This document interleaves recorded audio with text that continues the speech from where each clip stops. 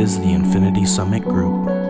Truth, passion, success.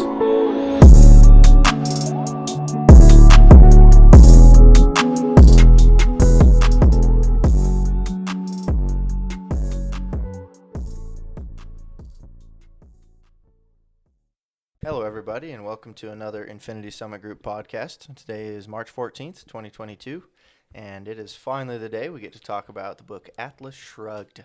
I'm Noah. Xavier. Logan. Jesse. And welcome back, guys. First of all, I would like to preface this by saying Atlas Shrugged is my current favorite book, just because of all the principles of morality it has within it and the way it ties spirituality and material gain in as almost one entity and as a responsibility. Let's just say I enjoy that. Mm-hmm. I also wanted to bring up the reason, I don't know, last time somebody, I think probably me, you brought up that it was kind of like the same idea as all the other books, and I was saying it's what all the other books were missing. It was that same thing that you just described. It's like every other book's like telling you can be rich, you can do this, you can do this. Just think hard. Yeah, think hard. This one's like, this is why it's good to get rich. Mm-hmm. This is why you should get rich and think. You know, It kind of sums up the why. And, like, I don't know. I agree with John Galt. I love that.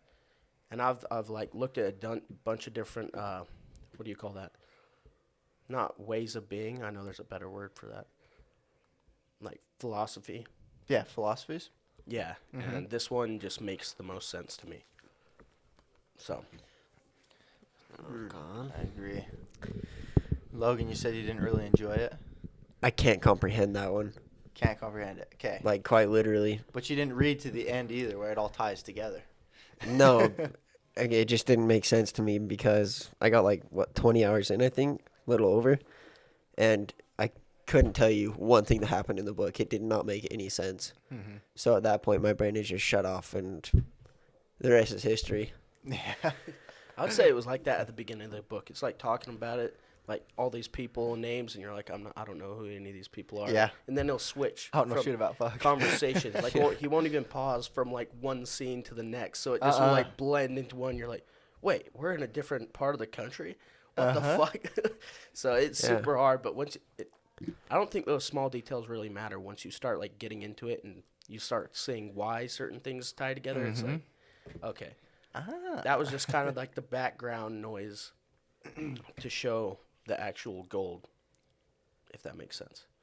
Why make us listen to 40 hours of just fluff then? It's not fluff, it's build-up. Because if you don't have the foundation of those principles that she's talking about, then you can't understand the end goal of everything. I think the last third is all you'd have to read to understand the entire book. Right, but why would you want to? It's a good story either way. That's what I liked about the way she... One thing I love about her writing style is how she can take someone's facial expression and just be like, the facial expression was like, I don't know. I'm trying to think of how she does it, but like how she shows that people are like in terror, or like one look at somebody can like say so much about them. And that kind of ties into body language too, how you can like see people's body language. I don't know. I think her writing style is really cool. That was written by a girl? Yeah, dude. Yeah. Ayn Rand. Do you remember us reading The Virtue of Selfishness? Yeah. Same person. Anthem. And Ideal. Anthem. Okay. Ideal, yeah. And Ideal. Yeah. She wrote all those. And she's a very anti-communist. She's an atheist, allegedly. And, what is it? A capitalist. So she was... That's kind of where all of her books stem from. She actually quotes a lot of stuff from Atlas Shrugged in her other writings, too. Really? Yeah. So it would be worth reading. And the 13... At your own pace. Yeah, and the 13 Principles of Prosperity, Rick Kerber, also quotes Atlas Shrugged a ton. Yeah, all the frickin' time. It Yeah. makes me want to go listen to those even more. It's interesting, yeah. The stuff he says and ties together into Atlas Shrugged, you're like, yeah, it makes sense. But honestly, Atlas Shrugged has everything. It's biblical in the amount of morality it has in it, where, the success in this life, or we'll say the pursuit of success, is not only like a choice, but it's also virtuous to do so. Yeah. Mm-hmm. You know, so the great industrialists, the great capitalists of our day are, in essence, the most virtuous in the way that they have gone about life. Right. That's not necessarily true, but the fact that they have gotten to the place they're at, it wasn't by accident, we'll say. Yeah. You know? There's, It definitely shined a new light. Just made me think, like, okay, if all the big business people right now just decided to be like, oh, yeah, we're done. We quit. We'd be absolutely You'd fucked. be fucked. Yep. No iPhones, no transportation, nothing. No cars. Gas Yep. stations would shut down. Yep. Internet would shut down. Yeah. You need those No people. railroads. Yeah, no railroads. Give it up. Quit. And I loved the idea of Galt's Gulch. Yeah, that was cool. It's like all the spoiler alert, of course. This whole podcast is going to be a spoiler alert, but all of the great capitalists and stuff decided to go away to a hidden location where they don't trade in dollars and cents. They trade in only gold and silver. mm-hmm. That was badass. It's cool. I also did like the idea of the remind me the name of the pirate guy again. Dennis School. Ragnar. Ragnar, that's right.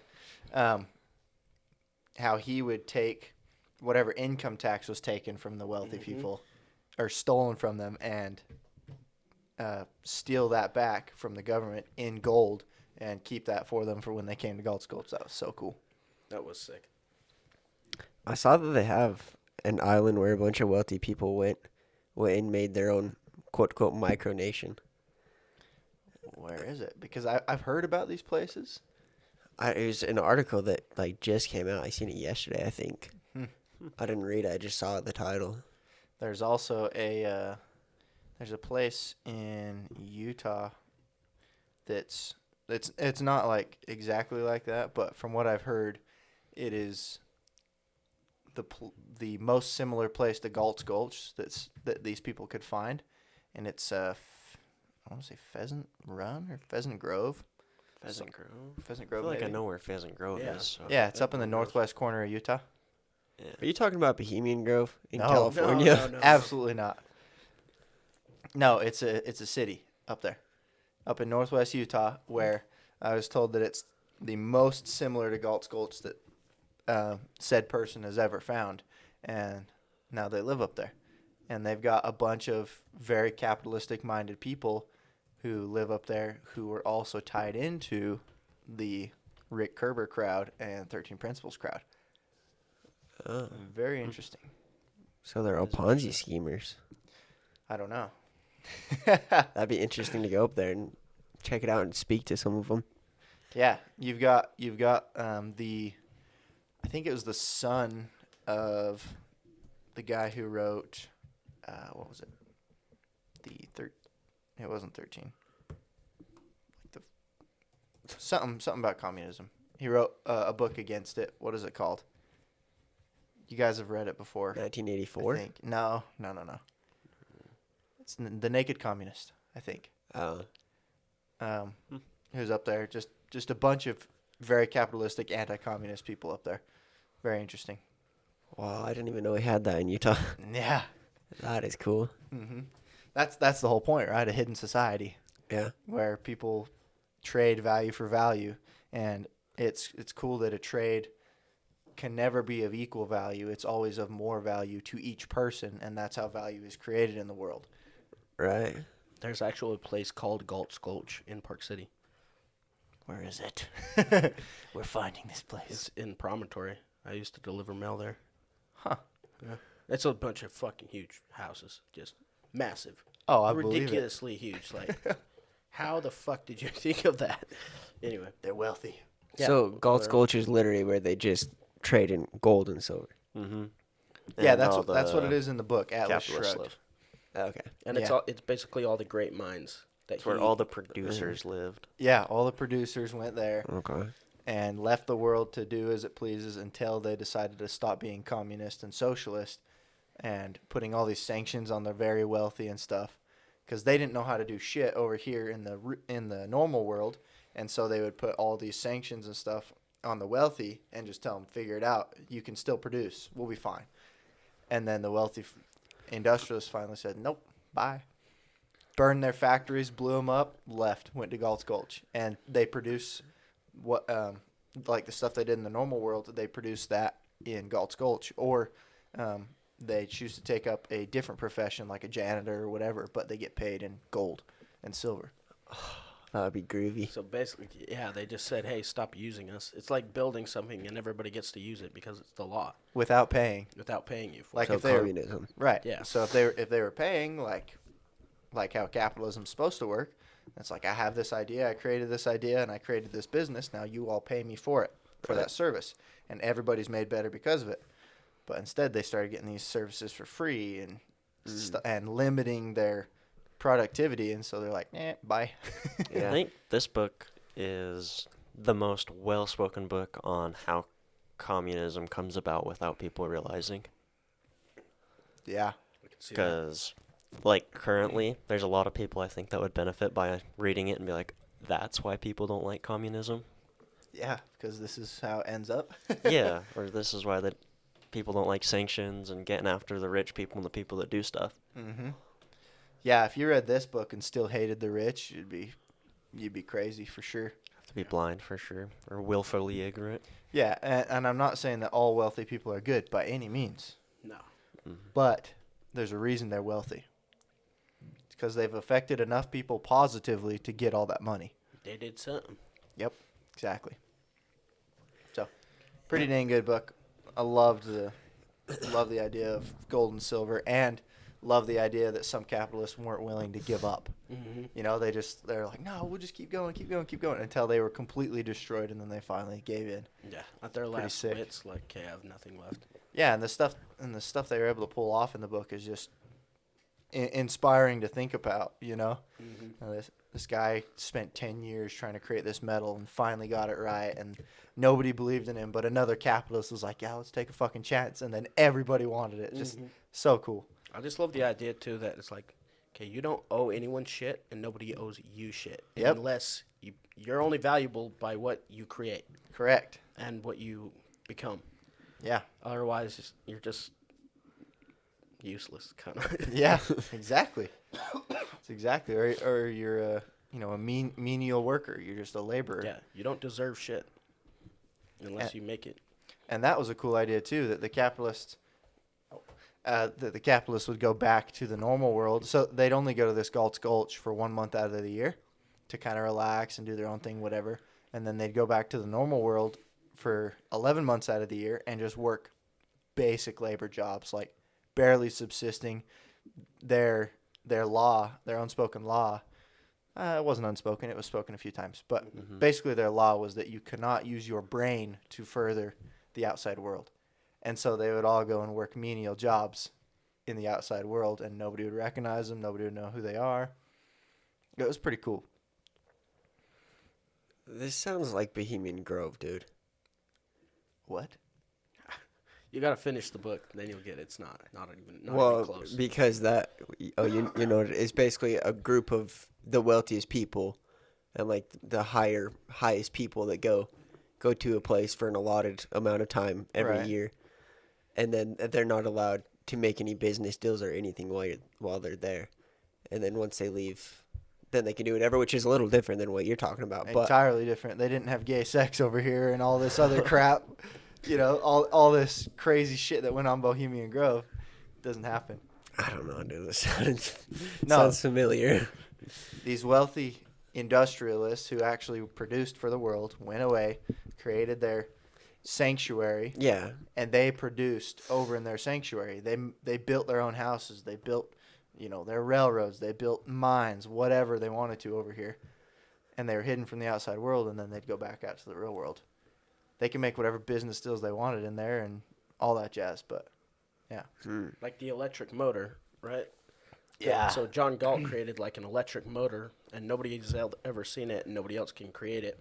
But he decided to scrap it because he was in a meeting or like a big, like work meeting one day, and they said basically we own your shit, like socialist and communist stuff. Like you're producing for everybody else, not for yourself. And he said, nope, fuck that. I'm Work out. according to your ability and get paid according Okay. to your need. Yeah. But in the little like Gulch, where only the those certain people are allowed, then he created all sorts of shit. Nothing was free, and Right. you could not give anything. Yeah. So even like when one of the industrialists like crashed in this valley on accident, and she was staying at one of the guy's houses, and he's like, I'm charging you for the time that you're here, renting from me. Room and board. Room and board, baby. And then she's like, I'll just clean your house and make your meals. Kind of like as a servant. Pay for it. I thought that was cool. Yeah, nothing's free. Yeah, which is how it should be. Right, it was pretty cool. Sounds interesting. Yeah, definitely feel free to double check on that one if you ever feel like reading it again. I would like to, maybe once I have time to actually write down notes and pick it apart. I also liked how the only power that the socialists and communists had was the consent of the governed. It's like, what?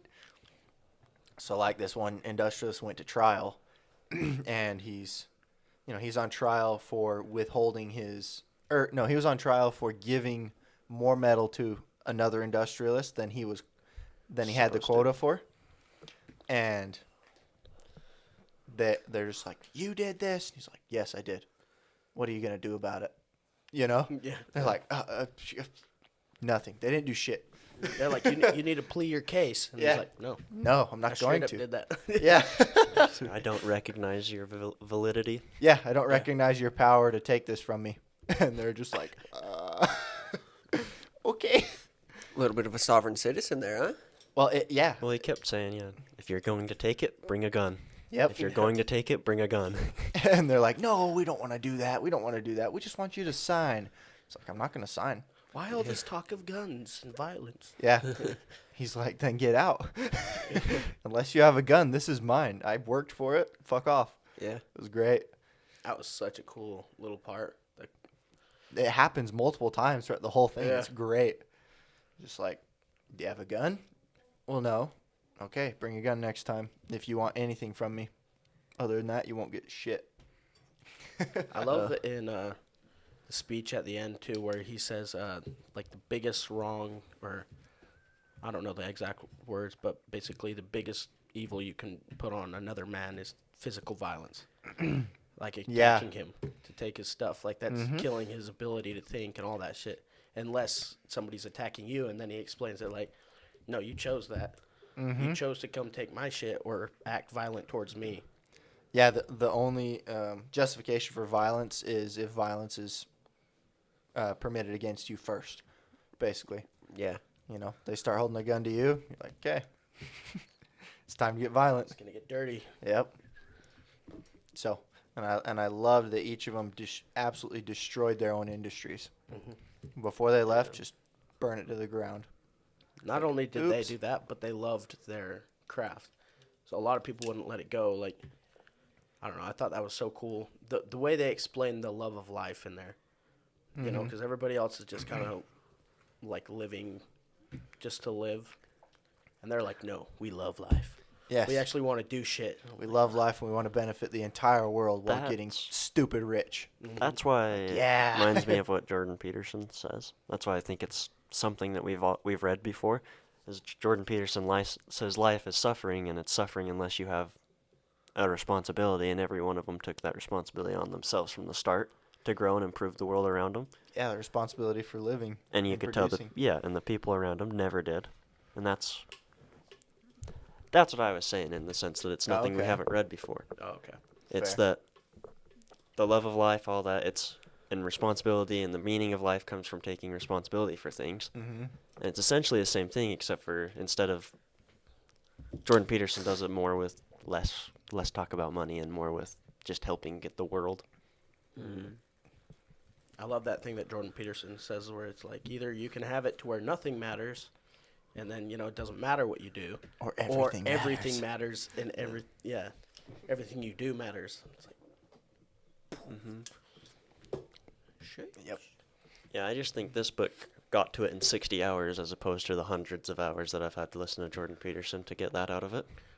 Yeah. Even if you were just reading this book not for any morals or like anything to gain from it, it's pretty still a good drama. story. Yeah. Yeah. I'm actually really surprised it hasn't been picked up as a TV series. A 3-season series. Yeah, they made a movie out of it, but it wasn't like You can't wasn't anything condense crazy. 60 hours into two hours. It doesn't you work. No, I think I won't it even was a watch the 3-part movie. Even still, it's not Even enough. still, yeah. Brutal. A whole series on it would be awesome. If they did it right. 3-season series with 10 episodes apart, it would be good. That's true. Make it produced by the same guy who made Lord of the Rings. Make it epic. Peter Jackson Please. Yes.